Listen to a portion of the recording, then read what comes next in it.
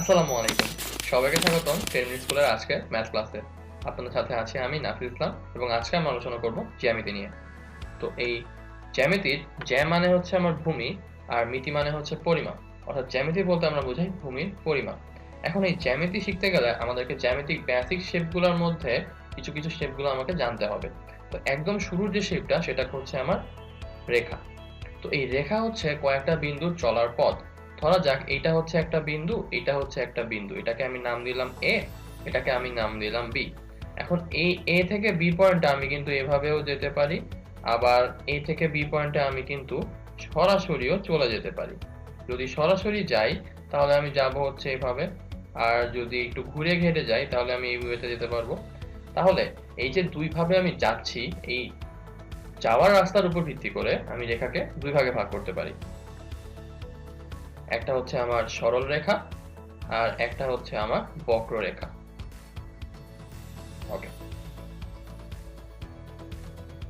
এখন আমরা তো রেখা সম্পর্কে জেনে ফেললাম। এখন এই রেখা থেকে আমি যদি কোনো একটা অংশ কেটে নেই তাহলে আমরা সেটাকে বলি হচ্ছে রেখাংশ। তো যেমন ধরা যাক এবি হচ্ছে একটা সরল রেখা ছিল, সেখানটার আমি একটা পয়েন্ট নিলাম হচ্ছে এ, একটা পয়েন্ট নিলাম হচ্ছে বি। তাহলে এই টোটাল বড় রেখা থেকে আমি যে ছোট অংশটা কেটে নিলাম এটাকে আমরা বলছি হচ্ছে রেখাংশ। আচ্ছা, এখন আমি রেখাংশটাকে যদি মাঝখান দিয়ে ভাগ করে দিই, ধরা যাক আমি এই বরাবর রেখাংশটাকে ভাগ করে দিলাম, তাহলে এই যে একটা পার্ট হলো আর এই যে আরেকটা পার্ট হলো, এই পার্ট গুলাকে আমরা বলি হচ্ছে রশ্মি। এখন এই রেখাংশ আর রশ্মি এদের মধ্যে একটা সূক্ষ্ম সম্পর্ক আছে। সেটা হচ্ছে রেখা কিন্তু দুই দিকেই চলমান। যেমন এইটা হচ্ছে আমার একটা রেখা, সে এদিকেও আগাতে থাকবে, এদিকেও আগাতে থাকবে। তার মানে রেখার আসলে কিন্তু কোনো নির্দিষ্ট দৈর্ঘ্য নাই। আর যেহেতু কোনো নির্দিষ্ট দৈর্ঘ্য নাই তার মানে কিন্তু ওর কোনো প্রান্তের একটা সার্টেন বিন্দু কিন্তু পাবো না। তার মানে রেখারও কিন্তু কোনো নির্দিষ্ট প্রান্ত বিন্দুও নাই। আচ্ছা, এবার আসি হচ্ছে রেখাংশের ক্ষেত্রে। তো যদি আমি এখন রেখাংশতে চলে যাই, আমরা দেখতে পাচ্ছি রেখাংশের এই পয়েন্ট আর এই পয়েন্ট দুইটাই তো ফিক্সড। তার মানে এর হচ্ছে ফিক্সড প্রান্তবিন্দু আছে। তো যেহেতু ফিক্সড প্রান্তবিন্দু আছে তার মানে হচ্ছে রেখাংশের নিশ্চয়ই একটা নির্দিষ্ট দৈর্ঘ্য থাকবে। তার মানে এর একটা নির্দিষ্ট দৈর্ঘ্য আছে। এখন আমরা যখন এবার রশ্মির দিকে আবার তাকাই, তো রশ্মিটা কিন্তু আবার একটু অন্যরকম। কিরকম, যে আমরা কেউ দেখতে পাচ্ছি রশ্মিটা হচ্ছে একটা প্রান্তর দিকে একটা প্রান্তবিন্দু থাকছে আর আরেকটা প্রান্ত কিন্তু সামনের দিকে এগিয়ে যায়। তাহলে আমরা দেখতে পাচ্ছি যে রশ্মির ক্ষেত্রে হচ্ছে প্রান্তবিন্দু আছে ঠিকই, কিন্তু যেহেতু সে একটা প্রান্ত থেকে সমানে সামনের দিকে এগিয়ে যাচ্ছে তার মানে কিন্তু এই ক্ষেত্রে আমরা কোনো নির্দিষ্ট দৈর্ঘ্য পাচ্ছি না। তো আমি যদি এই দুইটা ক্রাইটেরিয়ার উপর ভিত্তি করে রেখা, রেখাংশ আর রশ্মিকে ভাগ করতে চাই তাহলে আমরা বলতে পারি যে যদি আমার নির্দিষ্ট দৈর্ঘ্য না থাকে এবং নির্দিষ্ট প্রান্ত বিন্দুও না থাকে তাহলে সেটা হবে হচ্ছে আমার রেখা। আর যদি আমার নির্দিষ্ট দৈর্ঘ্য থাকে কিন্তু নির্দিষ্ট কোনো প্রান্ত বিন্দু থাকে তাহলে আমরা সেটাকে বলবো হচ্ছে রেখাংশ। আর যদি দৈর্ঘ্য না থাকে কিন্তু প্রান্তবিন্দু থাকে, মানে নির্দিষ্ট দৈর্ঘ্য না থাকে কিন্তু একটা প্রান্তবিন্দু থাকে, তাহলে আমরা সেটাকে বলবো হচ্ছে রশ্মি।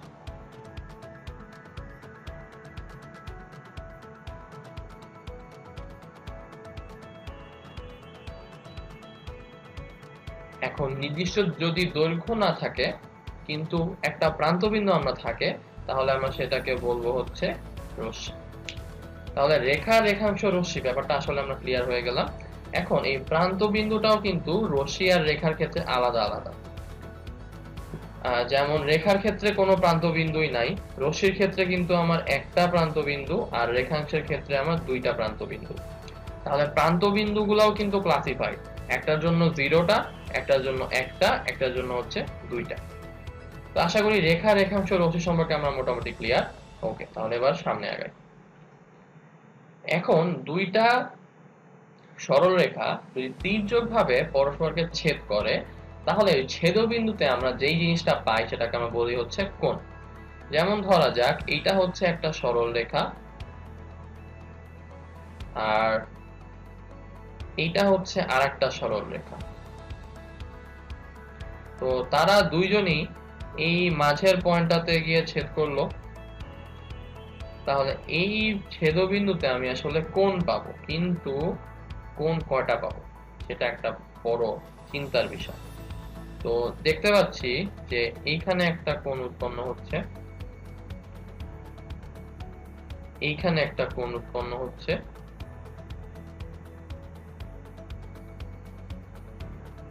এইখানে একটা কোণ উৎপন্ন হচ্ছে, আবার এই বড় একটা কোণ উৎপন্ন হচ্ছে। তাহলে আমি আসলে দুইটা সরল রেখা যখন ছেদ করে, ছেদবিন্দুতে কিন্তু আসলে একটা কোণ পাই না, আমরা 1 2 3 4 টোটাল হচ্ছে 4টা কোণ পাই। তো এই 4টা কোণের থেকে আমি যদি একটাকে আলাদা করে বাছাই করে জুম করি, ধরা যাক এই জায়গাটা আমি হচ্ছে জুম করে এখানে আঁকলাম, তাহলে এইটা হচ্ছে আমার একটা স্পেসিফিক কোণ। এখন কোনো একটা কোণ যখন ফর্ম হয়, সাথে সাথে কয়েকটা জিনিস ফর্ম হয়ে যায়। যেমন একটা কোণের যেই দুইটা সন্নিহিত দৈর্ঘ্য থাকে, যেমন এই যে এখানে একটা দৈর্ঘ্য দেখতে পাচ্ছি, এখানে আরো একটা দৈর্ঘ্য দেখতে পাচ্ছি, এটাকে আমরা বলি হচ্ছে কোণের বাহু। আর তারা যেই পয়েন্ট থেকে ইনিশিয়েট হয়, অর্থাৎ এই পয়েন্টটা, এটাকে আমরা বলি হচ্ছে শীর্ষবিন্দু। তার মানে একটা কোণ যখন ফর্ম হয়ে যায়, তখন সাথে সাথেই যে দুইটা দৈর্ঘ্য দিয়ে ফর্ম হয় সেটা হয়ে যায় বাহু, আর যেই পয়েন্টটা থেকে ইনিশিয়েট হয় সেটা হয়ে যায় আমার শীর্ষবিন্দু। এখন এই যে কোণের এই জায়গার এই কোণের একটা ভ্যালু থাকবে, তাই না? এই ভ্যালুটা হতে পারে 0 ডিগ্রি, হতে পারে 85 ডিগ্রি অথবা 45 ডিগ্রি, হতে পারে আমার 91 ডিগ্রি, হতে পারে আমার 190 ডিগ্রি, বা হতে পারে 270 ডিগ্রি, সব রকম কোণই তো হতে পারে, তাই না? তো এই যে কতগুলো ভ্যালু আমরা পেলাম, এই ভ্যালুগুলার কারণে একটা কোণের নাম এক এক রকম হয়। চলুন তাহলে সেগুলো একবার দেখে নেই। তো আমি আগের স্লাইডে বলেছিলাম যে কোণগুলোর মান হয় 90 ডিগ্রি, 45 ডিগ্রি, 55 ডিগ্রি, 85 ডিগ্রি। এই যে বারবার ডিগ্রি ডিগ্রি বলছিলাম, এই ডিগ্রিগুলো আসলে কি? এটা হচ্ছে এই কোণ পরিমাপের একটা একক, এটাকে আমরা বলি হচ্ছে ডিগ্রি। সেম ভাবে আরো একটা একক আছে যেটাকে আমরা বলি হচ্ছে রেডিয়ান। তো ডিগ্রি আর রেডিয়ানের নিজেদের মধ্যে একটা সম্পর্ক আছে। সম্পর্কটা হচ্ছে আমরা বলতে পারি 180 ডিগ্রি সমান সমান হচ্ছে পাই রেডিয়ান। তাহলে এখান থেকে পেয়ে যাব 1 ডিগ্রি সমান সমান হচ্ছে পাই ডিভাইডেড বাই 180 রেডিয়ান। আবার উল্টা করে যদি বলি, পাই রেডিয়ান সমান সমান হচ্ছে 180 ডিগ্রি, সেখান থেকে 1 রেডিয়ান সমান সমান হচ্ছে 180 ডিভাইডেড বাই পাই ডিগ্রি। তাহলে আমরা 1 রেডিয়ান থেকে ডিগ্রিতে ফর্ম করাটা বুঝে ফেললাম, 1 ডিগ্রি থেকে রেডিয়ানে ফর্ম করাটা বুঝে ফেললাম, কিন্তু একটা জিনিস এখনো জানলাম না, সেটা হচ্ছে রেডিয়ান কোণটা আসলে কতটুকু কোণ। তো এই ব্যাপারটা একটু ভালোভাবে মনে রাখবো আমরা, যে কোনো বৃত্তের ব্যাসার্ধের সমান দৈর্ঘ্যের, এই পয়েন্টটা খুবই ইম্পর্টেন্ট, ব্যাসার্ধের সমান দৈর্ঘ্যের চাপ যে কোণ উৎপন্ন করে। তো ধরা যাক এইটা হচ্ছে আমার একটা বৃত্ত, এই বৃত্তটার ব্যাসার্ধ আমি আঁকলাম এটা। এখন এইটার যে দৈর্ঘ্য, সেইটা যদি এই বরাবর আনতে চাই, তাহলে তো স্ট্রেইট লাইন হবে না, একটা কার্ভড লাইন হবে না, বা একটা বাঁকা লাইন হবে। তো সেই ক্ষেত্রে আমি যদি এখানে এইটাকে কাটা কম্পাস দিয়ে সরাসরি এতটুকু মেপে নেই, তাহলে কিন্তু আমার অনেকখানি দৈর্ঘ্য কম আসবে।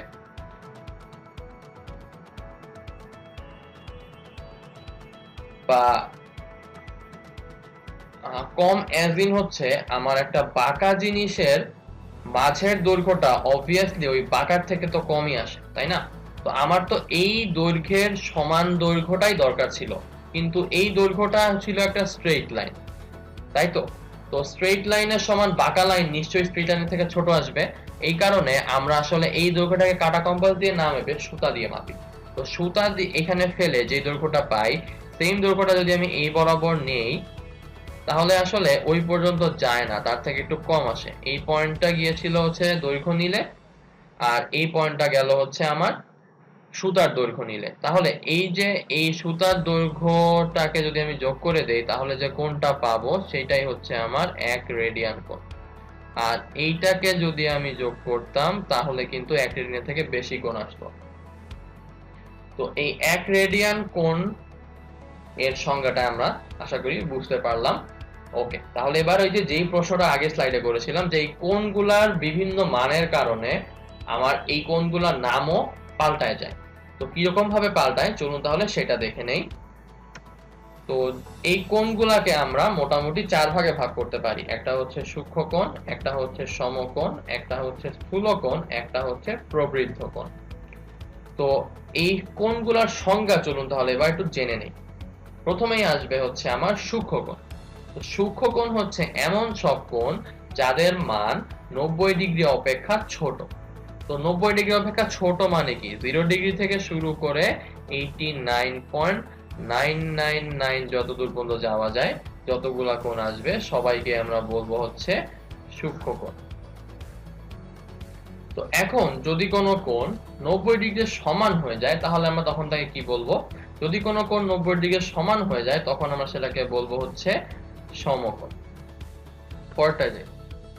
তো এরপরে আমরা শিখবো হচ্ছে স্থূল কোণ আর প্রবৃদ্ধ কোণ। তো যদি কোনো কোণের ভ্যালু 90 ডিগ্রি এর থেকে বড় হয় কিন্তু 180 ডিগ্রি এর থেকে ছোট হয়, তাহলে আমরা সেই কোণগুলোকে বলবো হচ্ছে স্থূল কোণ। অর্থাৎ 91 ডিগ্রি বা আমি যদি বলি 90.00001 ডিগ্রি থেকে শুরু করে প্রায় 179.999 পর্যন্ত যাওয়া যায়, সবগুলা কোণই হচ্ছে আমার স্থূল কোণ। আর 180 ডিগ্রি এর সমান যদি কোনো কোণ হয় তখন আমরা সেটাকে কি বলবো? তখন সেটা হয়ে যাবে আমার সরল কোণ। আর কোন কোণের মান যদি 180 এর চেয়ে বড় কিন্তু 360 এর চেয়ে ছোট হয় তাহলে আমরা সেটাকে বলি হচ্ছে প্রবৃদ্ধ কোণ। তো আমি যদি এখন এক নজরে সবগুলো কোণকে একটু রিক্যাপ করি তাহলে বলতে পারি যে 90 ডিগ্রি এর থেকে ছোট কোণ সেটা আমি বলবো হচ্ছে সূক্ষ্ম কোণ। 90 ডিগ্রি এর সমান কোণ এটাকে আমি বলবো হচ্ছে সমকোণ। 90 ডিগ্রি এর চেয়ে বড় কিন্তু 180 ডিগ্রি এর চেয়ে ছোট, এই কোণটাকে আমরা বলবো হচ্ছে স্থূল কোণ। আবার 180 ডিগ্রি এর সমান কোণটাকে বলবো হচ্ছে আমরা সরল কোণ। আর 180 এর চেয়ে বড় কিন্তু 360 এর চেয়ে ছোট, এই কোণটাকে আমরা বলবো হচ্ছে প্রবৃদ্ধ কোণ। তো আশা করি মোটামুটি আমরা কোণগুলা সম্পর্কে একটা রাফ ধারণা পেয়ে গেলাম। ওকে, তাহলে এবার আমরা আমাদের স্লাইডে ফেরত চলে যাই। তো কোণের পর্ব মোটামুটি এখানেই শেষ। এবার আমরা পরের ধাপে আগায় যাব। তো এবার আমার আসবে হচ্ছে সমান্তরাল সরলরেখা। তো সমান্তরাল সরলরেখা বলতে ওই সকল সরলরেখাকে বোঝায় যদি তারা পরস্পর সবসময় সমান দূরত্ব বজায় রেখে সামনে আগায় যেতে থাকে। যেমন ধরা যাক এইটা হচ্ছে আমার একটা সরলরেখা যেটাকে আমি নাম দিলাম হচ্ছে AB, আর এটা হচ্ছে আমার আরেকটা সরলরেখা যেটাকে আমি নাম দিলাম হচ্ছে CD। তো AB এর এই জায়গাটার যে দূরত্ব সেটাকে যদি আমি D ধরে নেই তাহলে এই জায়গাটার দূরত্ব সেটাও যদি d হয়, তার মানে তারা যতই আগাতে থাকুক না কেন তাদের দূরত্বটা আসলে কখনোই কমবে না বা বাড়বে না, তাদের দূরত্ব সবসময় সেম থাকবে এবং তারা হচ্ছে অসীমে গিয়ে মিলিত হবে। অসীমটা যে কত দূর সেটা আমরা আসলে জানি না, আর বাস্তবিক পক্ষে সমান্তরাল সরলরেখা কখনোই আসলে মিলিত হয় না। তো আশা করি মোটামুটি আমরা সমান্তরাল সরলরেখা সম্পর্কে বুঝতে পারলাম। তাহলে এবার আমরা পরেরটায় চলে যাই। পরেরটা হচ্ছে ছেদক। তো যদি কোনো সরলরেখা কোনো জ্যামিতিক আকারকে এক বা একাধিক বিন্দুতে ছেদ করে তাহলে আমরা তাকে বলি হচ্ছে ছেদক। যেমন ধরা যাক এইটা হচ্ছে আমার একটা বৃত্ত, বৃত্তর মাঝখান দিয়ে এই সরলরেখাটা চলে গেল। তাহলে এই যে আমি এই একটা পয়েন্ট আর এই একটা পয়েন্ট, এই দুইটা পয়েন্ট কমনলি সরলরেখাটার উপরেও আছে আবার বৃত্তটার উপরেও আছে, এই কারণে এই সরলরেখাটাকে আমরা বলবো হচ্ছে ছেদক। আবার ধরা যাক এইটা হচ্ছে আমার একটা সরলরেখা যেটাকে আমি নাম দিলাম এবি, আর সবুজটা হচ্ছে আমার আরো একটা সরলরেখা যেটাকে আমি নাম দিলাম হচ্ছে সিডি। তো এবি আর সিডি এর মধ্যে একটা কমন পয়েন্ট আমরা এখানে পেয়ে গেলাম ও।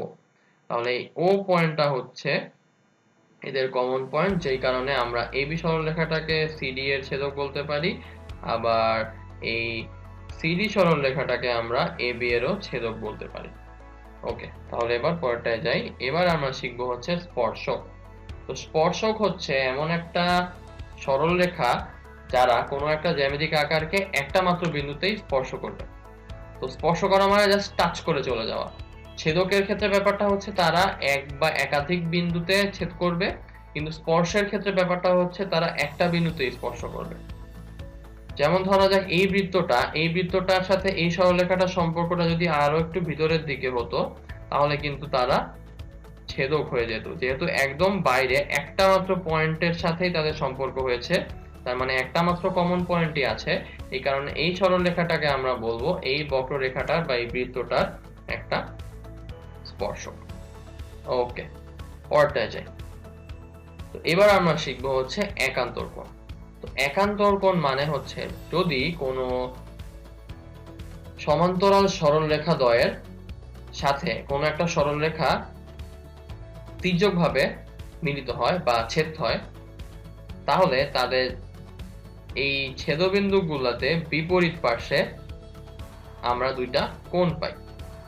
এই যে দুইটা কোণ পেলাম, এই দুইটা কোণকে আমরা বলি হচ্ছে একান্তর কোণ। অর্থাৎ একটা ছেদকের দুই পাশে সমান্তরাল সরলরেখার সাথে উৎপন্ন কোণটাই হচ্ছে আমার একান্তর কোণ। পরেরটায় যাই। পরেরটা হচ্ছে আমার অনুরূপ কোণ। একই কেস, যে একটা সমান্তরাল সরলরেখা থাকবে, তাদেরকে আরো একটা সরলরেখা ছেদ করবে, ছেদ করার কারণে এই ছেদবিন্দুগুলা একই পাশে সরলরেখা দুইটার সঙ্গে যেই কোণ উৎপন্ন করে, এই দুইটা কোণকে আমরা বলবো পরস্পর অনুরূপ কোণ। এবং এই অনুরূপ কোণ দুইটা প্লাস আমি যদি এখানে ওই একান্তর কোণ দুইটাকেও নিয়ে আসি,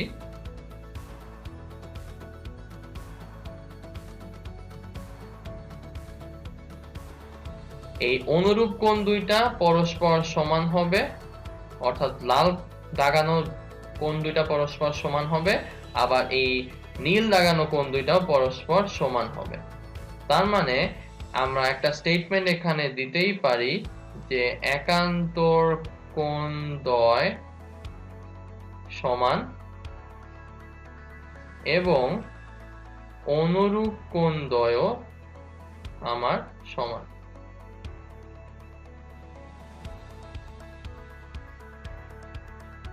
ওকে, তো আমরা একান্তর কোণ অনুরূপ কোণ তো বুঝে ফেললাম। এখন আমরা একটা নতুন ধরনের কোণ শিখবো যেটা হচ্ছে নাম বিপ্রতীপ কোণ। তো আবারও সেম কেস, যে এটা একটা সমান্তরাল সরলরেখা, এটা একটা সমান্তরাল সরলরেখা, বেসিক্যালি এই দুইটাই পরস্পরের সমান্তরাল সরলরেখা। এখন এদেরকে এই সরলরেখাটা ছেদ করলো, এখন যখন তারা ছেদ করে তাহলে এই ছেদবিন্দুতে বিপরীত পার্শ্বে, অর্থাৎ এই পাশে আর এই পাশে যে দুইটা কোণ পাই তাদেরকে আমরা বলি পরস্পর বিপ্রতীপ কোণ। তার মানে এখানে এরকম যে এরকম দুইটা বিপ্রতীপ কোণ পেলাম, একইভাবে আমরা কিন্তু এই জায়গাটাতে আর এই জায়গাটাতেও দুইটা বিপ্রতীপ কোণ পাবো। তো ব্যাপারটা হচ্ছে এই বিপ্রতীপ কোণ দুইটাও পরস্পর সমান হবে।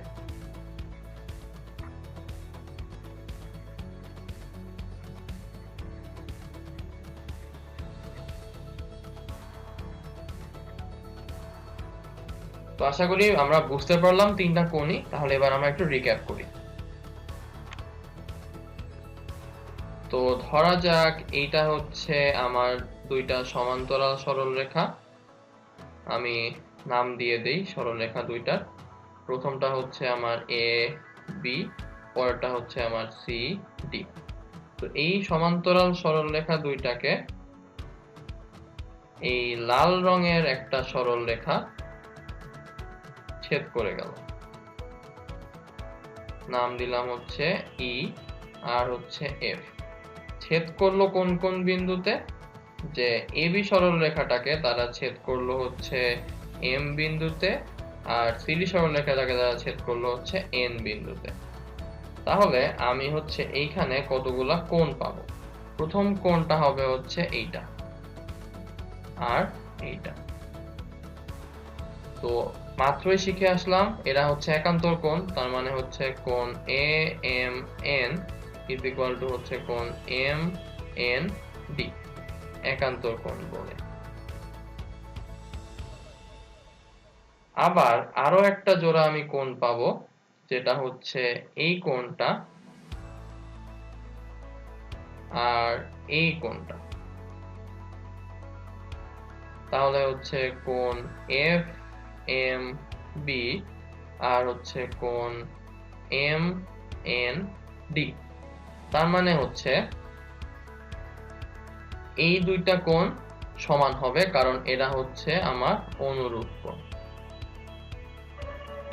আবার আমরা কিন্তু আরো দুই জোড়া কোণ এখানে পাই। কিরকম? এই যে এইটা হচ্ছে একটা জোড়া কোণ, এইটা হচ্ছে আর একটা জোড়া কোণ। তার মানে হচ্ছে কোণ F M B is equal to কোণ এ এম সি, কারণ তারা হচ্ছে বিপ্রতীপ কোণ। একই লজিকের কারণে আমরা বলতে পারবো যে এই কোণটা কোণ এম এন ডি আর এই কোণটা কোণ সি এন ই পরস্পর ইকুয়াল হবে, কারণ সেম, তারাও আমাদের বিপ্রতীপ কোণ। তো ব্যাপারটা আমরা তাহলে ক্লিয়ার হয়ে গেলাম, কারা একান্তর কোণ, কারা অনুরূপ কোণ, কারা বিপ্রতীপ কোণ। মোট কথা ছেদকের বিপরীত পাশের কোণগুলা হচ্ছে একান্তর, ছেদকের একই পাশের কোণগুলা হচ্ছে অনুরূপ। অর্থাৎ এইটা যদি ছেদক হয় তাহলে এইটা হচ্ছে বিপরীত পাশ, এবং এই বিপরীত পাশের দুইটা ভিন্ন ভিন্ন সরলরেখার সঙ্গে কোণগুলো হবে হচ্ছে আমার একান্তর কোণ। আর এটা যদি ছেদক হয় তাহলে একই পাশে দুইটা ভিন্ন ভিন্ন সরলরেখার সাথে কোণগুলো হচ্ছে আমার অনুরূপ কোণ। এটা হচ্ছে একান্তর আর এটা হচ্ছে আমার অনুরূপ। তো আশা করি অনুরূপ আর একান্তর নিয়ে কারো আর কোনো সমস্যা নেই। ওকে, তাহলে আমরা আমাদের স্লাইডে ফেরত চলে যাই। তো এবার আমরা মোটামুটি জ্যামিতি সম্পর্কে কিছু বেসিক ধারণা যেহেতু নিয়ে ফেললাম, তাহলে চলুন তাহলে এবার আমরা কিছু ম্যাথ করে ফেলি। তো এই ম্যাথটা আমাদের পরীক্ষায় এসেছিল, যে একটা কমপ্লেক্স ফিগার দেওয়া আছে, মানে একটা যৌগিক ফিগার দেওয়া আছে। এই ফিগার থেকে আমাকে বের করতে হবে অ্যাঙ্গেল এম আর এন এর ভ্যালুটা কত। তো আমরা তো দেখে বুঝতে পারছি যে এই এম আর পি কিউ সবাইকেই কিউএলটা ছেদ করে গিয়েছে। তো আবার বলে দেওয়া আছে P Q R M R হচ্ছে সমান্তরাল। তাহলে এরা দুইটা সমান্তরাল, তাই তো? তাহলে একটু আঁকি, এরা দুইটা সমান্তরাল। কিউ পি আর এম, এবং এই কিউ এল হচ্ছে তাদের ছেদক।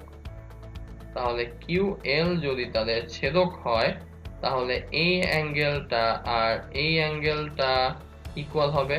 কারণ কি? কারণ হচ্ছে তারা অনুরূপ। তো এইটা যদি আমার 55 ডিগ্রি হয় তাহলে আমি বাই ডিফল্ট বলতে পারছি এটাও হবে আমার 55 ডিগ্রি। এখন আমাকে বলেছে আবার যে এই এন আর এই সরল রেখাটা কিউ এল এই সরল রেখাটার উপরে লম্ব। তো এইটা হচ্ছে আমার কিউ এল, এইটা হচ্ছে আমার এন আর, তার মানে এটা আমার নিশ্চয়ই 90 ডিগ্রি। তাহলে আমি বলতে পারি এন আর এল হচ্ছে আমার 90 ডিগ্রি, আর এইটুকু আমার দেওয়া আছে 55 ডিগ্রি। তাহলে এতটুকুর ভ্যালু মানে এই কোশ্চেন মার্কের ভ্যালু আসলে কত আসবে? 90 মাইনাস 55, তার মানে হচ্ছে 35 ডিগ্রি। তাহলে আমার উত্তরটা হচ্ছে 35 ডিগ্রি। তো আশা করি ম্যাথটা আমরা বুঝতে পারলাম। চলুন তাহলে পরেরটায় যাই। তো পরেরটায় বলেছে কোন কোণের মান তার পূরক কোণের অর্ধেক, কোনটা আমাকে নির্ণয় করতে হবে। তো এই পূরক কোণ কোনটা আর সম্পূরক কোণ কোনটা সেটা আমাদের জানতে হবে। তো পূরক কোণ এটা হচ্ছে সেই ধরনের কোণ যাদের একই শীর্ষবিন্দু থাকবে এবং একটা সাধারণ বাহু থাকবে এবং তারা সমষ্টিগতভাবে একটা সমকোণ উৎপন্ন করবে। তো তার মানে হচ্ছে এইটা যদি একটা কোণ হয়, এটা যদি আরো একটা কোণ হয়, তাহলে এই কোণটাকে আমি যদি ধরি x আর এই কোণটাকে আমি যদি ধরি আমি আর y, তাহলে আমি বলতে পারি যে x আর y ইজ ইকুয়াল টু, যদি আমি 90 ডিগ্রি বলি তাহলে আমরা বলতে পারবো x কোণ y কোণের পূরক কোণ, ভাইস ভার্সা ভাবে y কোণটা x কোণটার পূরক কোণ হবে। আর সম্পূরক কোণ এটা হচ্ছে এই সেম কেস, অর্থাৎ দুইটা কোণের একই শীর্ষবিন্দু একটা সাধারণ বাহু থাকবে এবং তারা সমষ্টিগতভাবে একটা সরল কোণ বা 180 ডিগ্রি উৎপন্ন করবে।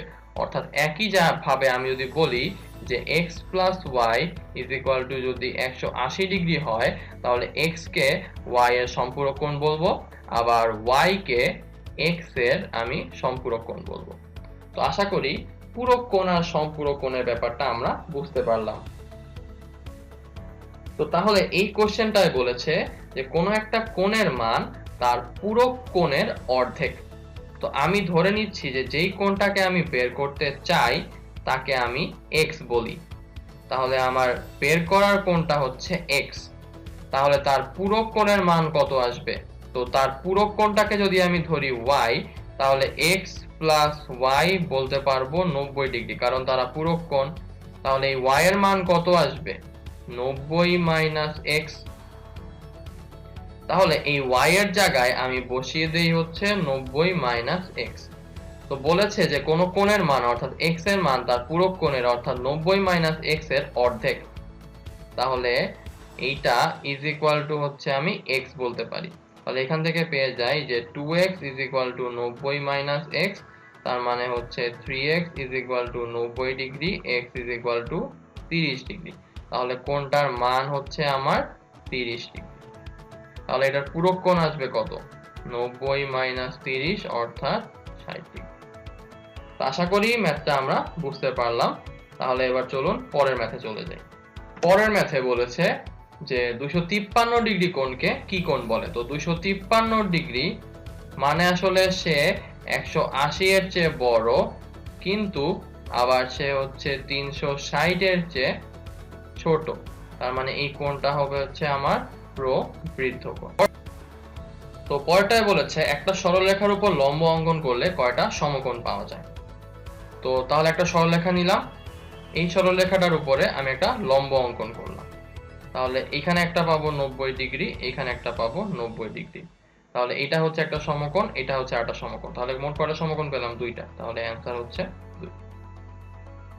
পরটায় যাই। পরটায় বলছে 55 ডিগ্রির সম্পূরক কোণ কত। তো সম্পূরক কোণ মানে কি, যে 55 plus x is equal two কত আসবে, 180। তাহলে এক্স এর ভ্যালু আসবে 180 মাইনাস হচ্ছে 55। তার মানে এখানে আমার আসবে হচ্ছে 5 6 2, তাহলে 125 ডিগ্রি। তাহলে 55 ডিগ্রির সম্পূরক কোণ হচ্ছে 125 ডিগ্রি।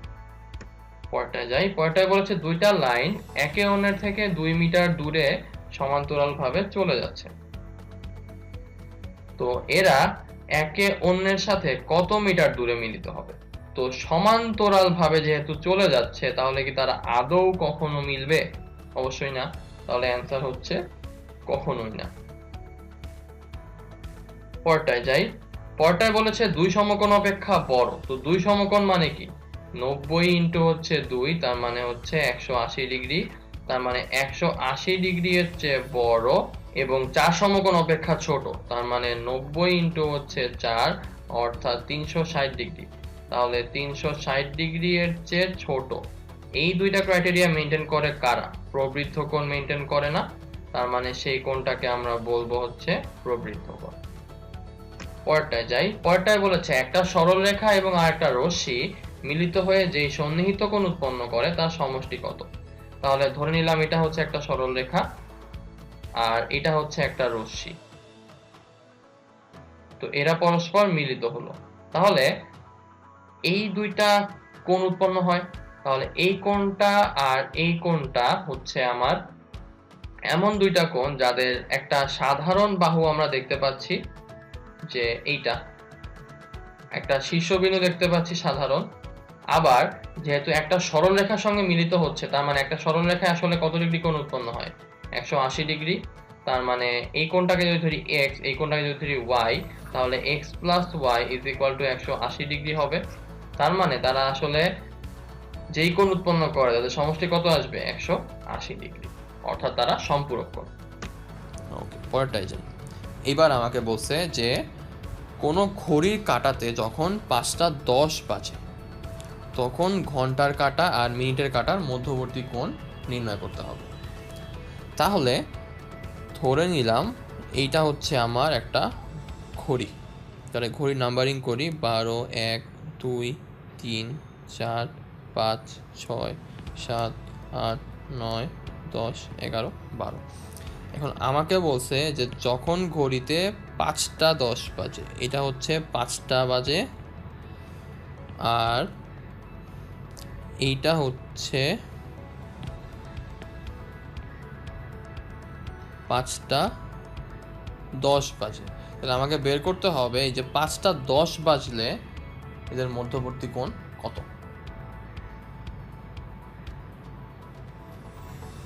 আচ্ছা, তাইলে এবার শুরু করা যাক। যে এখন আমরা জানি যে ঘন্টার কাঁটা যখন ঘুরে তখন সে কতক্ষণ পর পর ঘুরে, 1 ঘন্টা পর পর। তো এই যে ঘড়ি তো একটা বৃত্ত, তাই না? তাহলে বৃত্তের কেন্দ্রে কত ডিগ্রি কোণ উৎপন্ন হয়, 360 ডিগ্রি কোণ।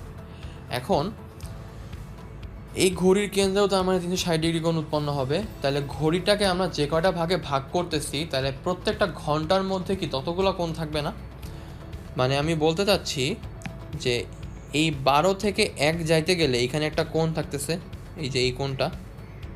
আবার 1 থেকে 2 যেতে গেলে এখানে একটা কোণ থাকতেছে। তাহলে এই কোণগুলোর ভ্যালু হচ্ছে আমাকে বের করতে হবে। তো এরকম ভাগ আছে কয়টা, 1 2 3 4 5 6 7 8 9 10 11 12। তাহলে 360 ডিভাইডেড বাই 12 কত আসতেছে?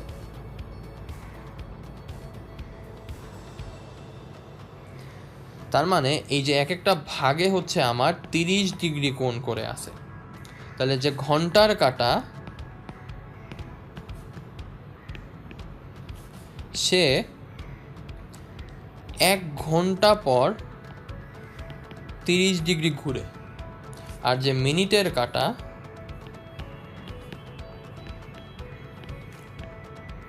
সে কত দূর ঘুরবে সেটাও আমাকে বের করতে হবে। তাহলে মিনিটের কাঁটা কি প্রতি মিনিটে একটা একটা করে আগাচ্ছে না? তাহলে মিনিটের কাঁটা 1 ঘন্টায় কি 360 ডিগ্রি ঘুরে আসে না? তাহলে মিনিটের কাঁটা কি 1 ঘন্টায় 360 ডিগ্রি কিন্তু ঘুরবে।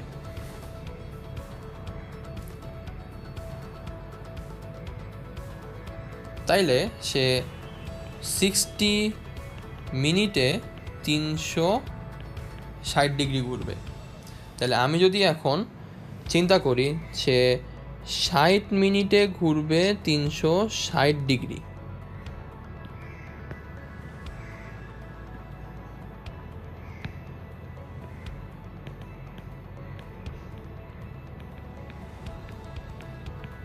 তাহলে 1 মিনিটে ঘুরবে 360 ডিগ্রি ডিভাইডেড বাই 60 ডিগ্রি মানে হচ্ছে 6 ডিগ্রি।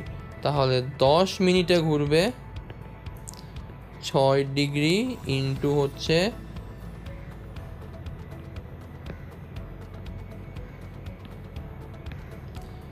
6 ডিগ্রি ইন্টু হচ্ছে 10 মানে হচ্ছে 60 ডিগ্রি।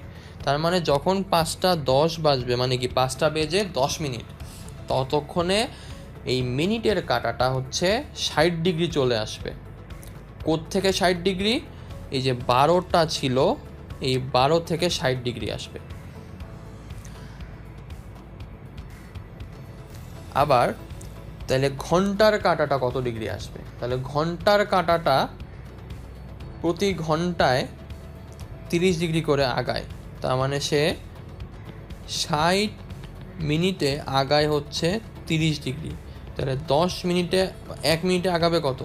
30 বাই হচ্ছে 60 মানে হাফ ডিগ্রি। তাহলে 10 মিনিটে আগাবে হাফ ইন্টু হচ্ছে 10 মানে হচ্ছে 5 ডিগ্রি। তার মানে যখন 5টা বেজে 10 মিনিট তখন ঘন্টার কাঁটা এই ঘড়ির থেকে ছিল তো সে 5 বরাবর, সে একটু সরে আসবে, এইখানে এই অ্যাঙ্গেলটা হবে হচ্ছে আমার 5 ডিগ্রি। তো আমি যদি এটাকে এখন একটু সুন্দর করে আঁকি, তাহলে দাঁড়াচ্ছে যে এইটা হচ্ছে আমার ঘড়ি, এখানে হচ্ছে 12, এখানে হচ্ছে 5, আর এইটা হচ্ছে ঘন্টার কাঁটা, এইটা হচ্ছে 5টা বাজার কাঁটা। এখন বাজে হচ্ছে 5টা 10। তাইলে আমি যে এতক্ষণ বের করলাম এতটুকু হচ্ছে আমার 60 ডিগ্রি, আর এতটুকু হচ্ছে আমার 5 ডিগ্রি। আমাকে জানতে চাইছে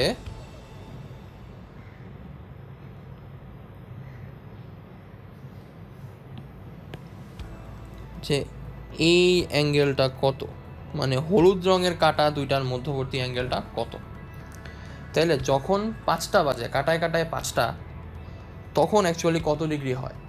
তাহলে আমার ছিল হচ্ছে এখানে 12, তাই না? তাহলে 12, 1, 2, 3, 4, 5। তাহলে একটা ঘর, দুইটা ঘর, তিনটা ঘর, চারটা ঘর, 5টা ঘর। তাহলে 5টা ঘর প্রত্যেকটা 30 ডিগ্রি করে কত ডিগ্রি হবে? 5 ইন্টু হচ্ছে 150 মানে আমি একবারে বলে ফেলেছি, 5 ইন্টু হচ্ছে 30 মানে হচ্ছে 150 ডিগ্রি। তার মানে এই যখন 5টা বাজে তখন আমার অ্যাঙ্গেলটা দাঁড়াচ্ছে 150 ডিগ্রি। তাইলে হলুদ রঙের কাঁটাটা কি আরও আগায় আসছে না? তার মানে তার থেকে আমি কি এই 60টা বাদ দিয়ে দিব। আর ঘন্টার কাঁটা কি একটু আগায় গেছে, তার মানে তার সঙ্গে আমি কি করব? এটা যোগ করে দিব। তার মানে যখন 5টা বেজে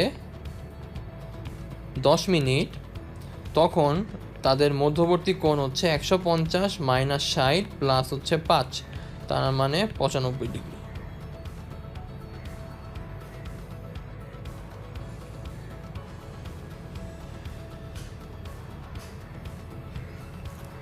আশা করি আপনারা ম্যাথটা বুঝতে পেরেছেন।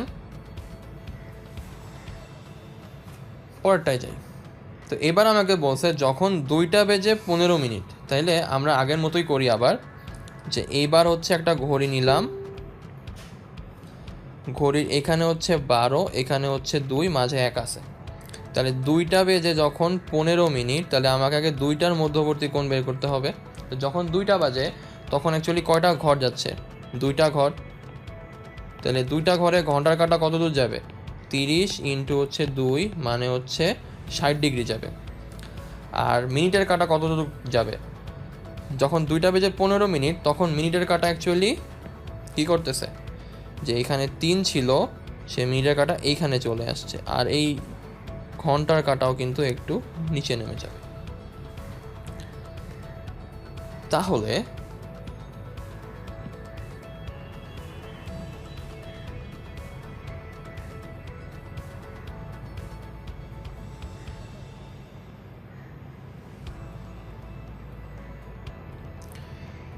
তো 15 মিনিটে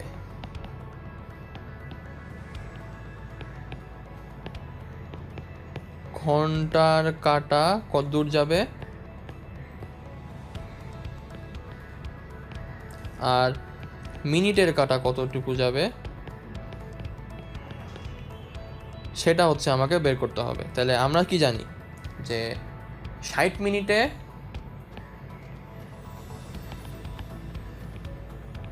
ঘন্টার কাঁটা যায় হচ্ছে 30 ডিগ্রি। তাহলে 1 মিনিটে যাবে 30/60 আর 15 মিনিটে যাবে 30/60 ইন্টু হচ্ছে 15, কাটাকাটি করলে 4,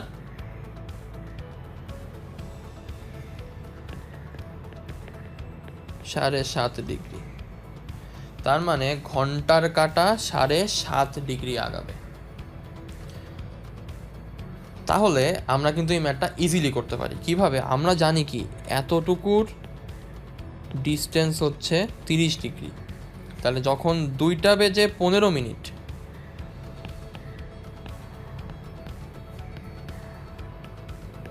তখন কিন্তু এই অ্যাঙ্গেলটা আমার আর এখানে কোনো কাজেই আসতেছে না, তাহলে এটাকে আমি নিব না।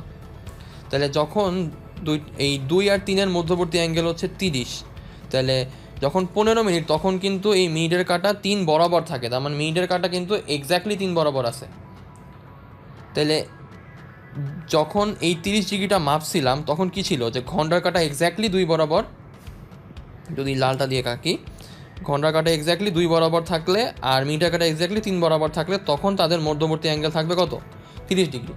তাহলে মিনিটের কাঁটা ঘন্টার কাঁটা একটু সামনে আগে আসছে, কত ডিগ্রি সামনে আগে আসছে? 7.5 ডিগ্রি।